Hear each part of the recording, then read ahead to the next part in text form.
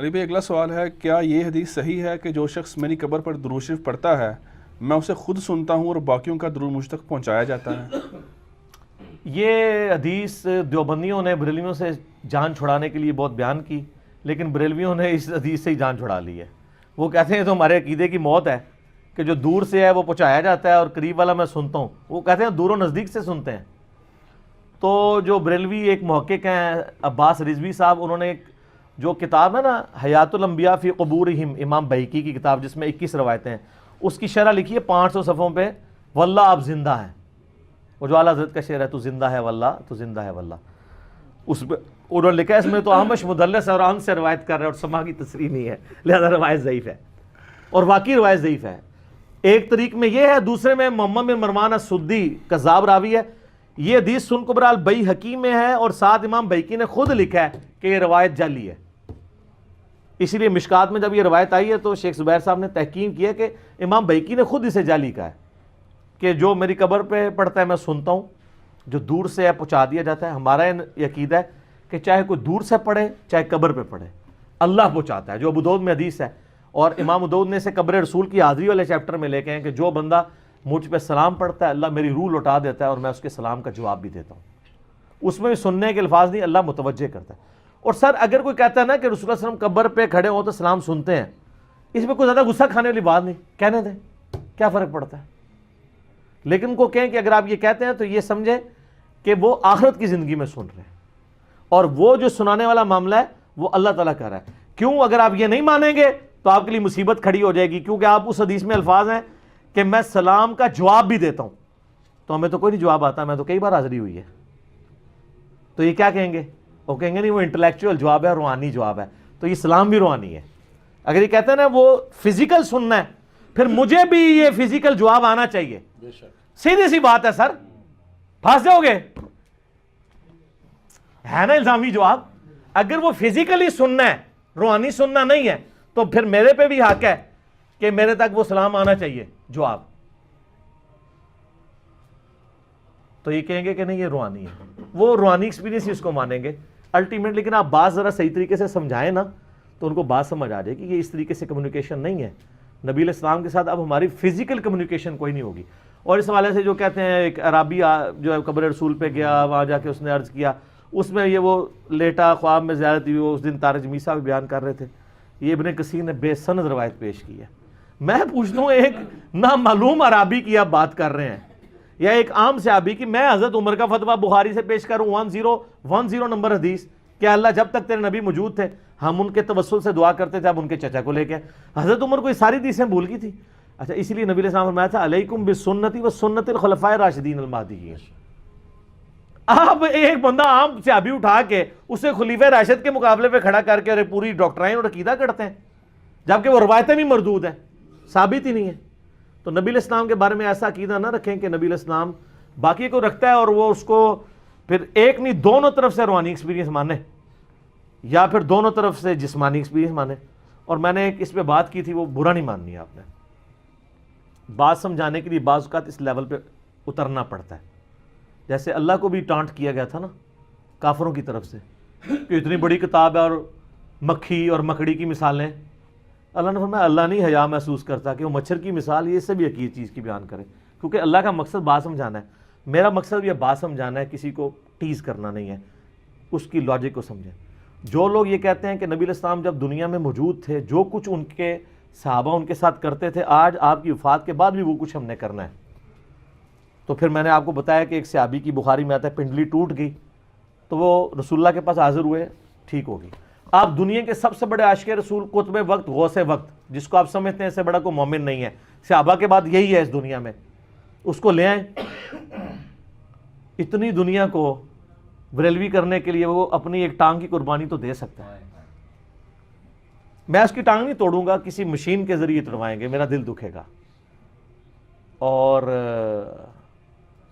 پھر ہم اس کو ویزا لگوا کے روضہ شریف پہ لے جاتے ہیں، پھر قبر شریف پہ لے جاتے ہیں اسے، اور اسے کہتے ہیں عبداللہ ابن عتیق صحابی کی، اب ہم تیرا عقیدہ چیک کریں گے، ہمارا تو عقیدہ ہے کہ رسول اللہ صلی اللہ علیہ وسلم جوڑ سکتے ہیں، اور اگر آپ جڑ جاتی ہے تو ہم یہ مان لیں گے کہ تم جو وفات کے بعد عقیدہ رکھے ہوئے ہو وہ والا عقیدہ اس طریقے سے رکھا جا سکتا ہے۔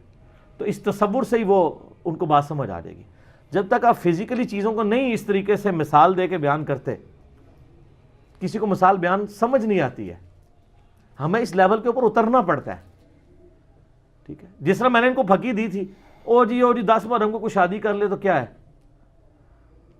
وہ شریعت میں منع تو نہیں. میں نے کہا ہم نے کہا کیا ہے، لیکن امت کے دل دکھے میں آپ اس کی ترغیب کیوں دلا رہے ہیں، امت کو چھیڑ رہے ہیں.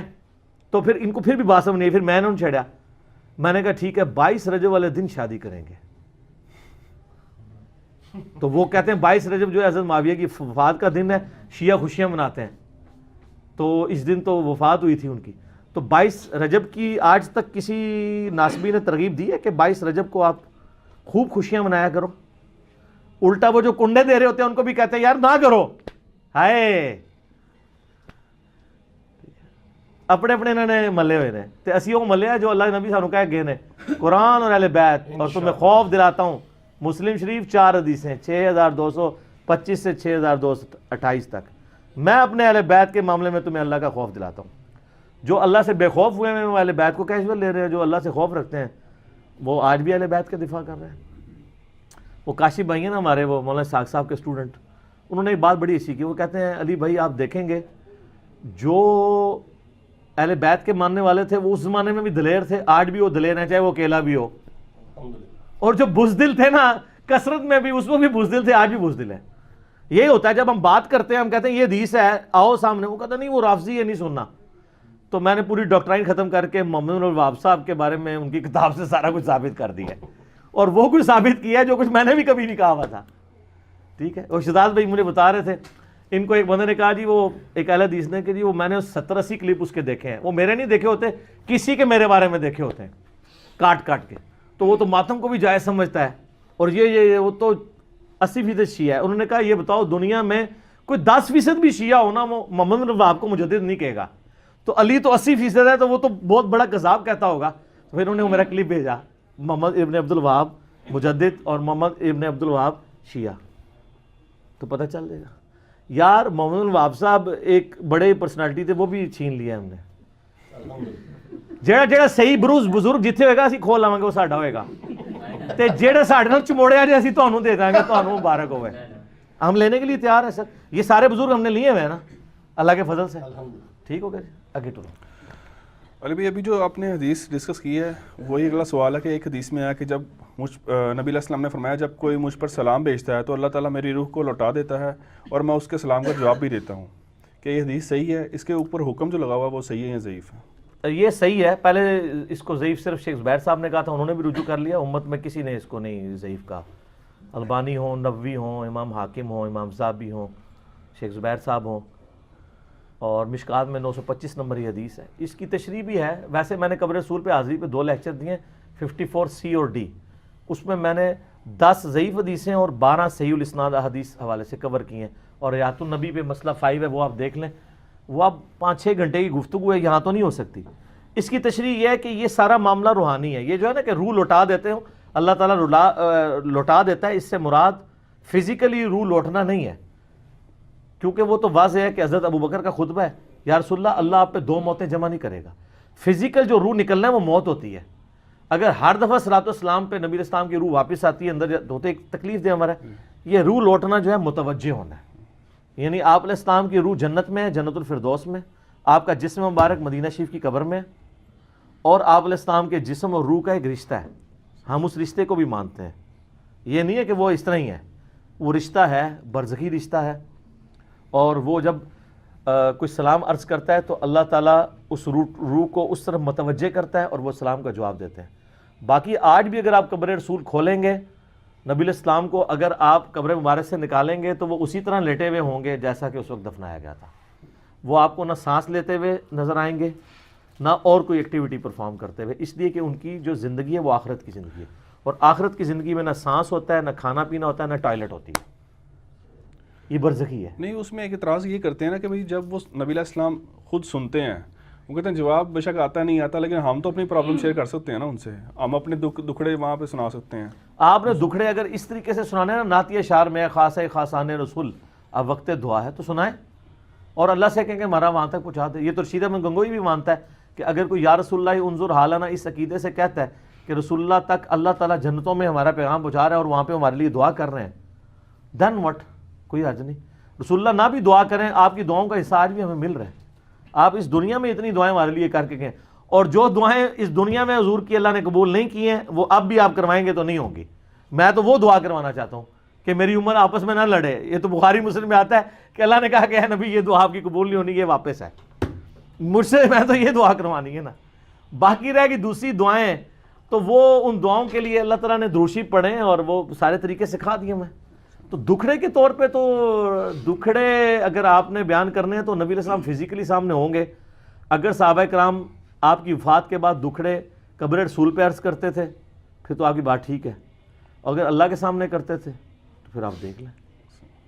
مجھے بتائیں مولا علی کو صفین کی راتوں میں قنوت نازلہ ہی پڑھنی پڑی ہے نا, تو وہ روضہ شریف پہ تو نہیں آئے کہ یا رسول اللہ آپ کی امت کیا کر رہی ہے, ایسا تو نہیں ہے. تو ہمارا تو دل کرتا ہے آپ کے سارے گزرے ہوئے بزرگ اور آنے والے بزرگوں پہ قنوت نازلہ پڑھیں. آنے والے تو خیر اب کوئی نہیں بچے, جڑے ہیں تھوڑے بہت احترام کرو, یہ بھی نہ پیدا ہو جانے جے, جڑے آ جائے گا قدر کرو. پرانے تے ختم ہوئے نے, آندہ آنے کوئی نہیں, جڑے آنے انہوں بھی قدر کر لو. آندہ کس طرح آئیں گے, ان کی تو نسلیں جب چینج ہو چکی ہوں گی انشاءاللہ تعالی, امام مہدی علیہ السلام کے دور سے پہلے پہلے انشاءاللہ یہ ساری راہ ہموار ہو چکی ہے. اب تو لوگ ڈرتے ہیں بزرگی کلیم کرتے ہوئے بھی کہ آگے کوئی چیک نہ کر لے بزرگی. ایک کلپ بھی ہے بزرگی چیک کرنے کا طریقہ, یوٹیوب پہ دیکھ لیجئے گا.